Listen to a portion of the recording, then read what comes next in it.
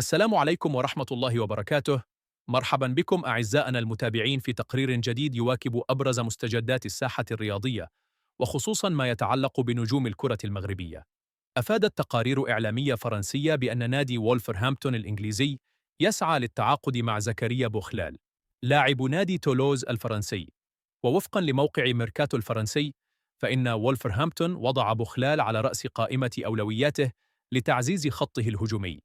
النادي الإنجليزي يراقب تطور اللاعب المغربي عن كثب، نظراً لقدراته في اللعب بمراكز مختلفة في الهجوم.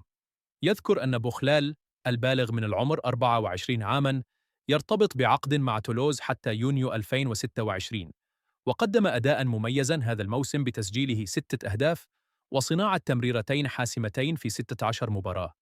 من جهة أخرى، أعلن نادي إيك أثينا اليوناني يوم السبت عن فسخ عقده مع الدولي المغربي نور الدين أمرابط بالتراضي. انضم أمرابط إلى الفريق في عام 2021 وساهم بشكل كبير في تحقيق النادي الثنائية المحلية خلال موسم 2022 إلى 2023، حيث خاض 113 مباراة سجل فيها 22 هدفاً. ووجه النادي شكره لأمرابط على جهوده، متمنياً له التوفيق في مسيرته المستقبلية. وفي أخبار أخرى، عاد نايف أجرد إلى التدريبات مع فريق ريال سوسيداد الإسباني بعد تعافيه من الإصابة التي منعته من المشاركة في مباراة الفريق الأخيرة بكأس الملك.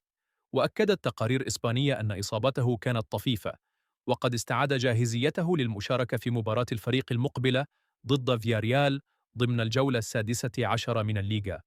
إحصائياً، أظهرت دراسة أوروبية أن نصير مزراوي مدافع نادي مانشستر يونايتد يحتل مركزاً متقدماً بين أفضل الأظهرة في أوروبا من حيث التدخلات الانزلاقية الناجحة، برصيد 13 تدخلاً هذا الموسم.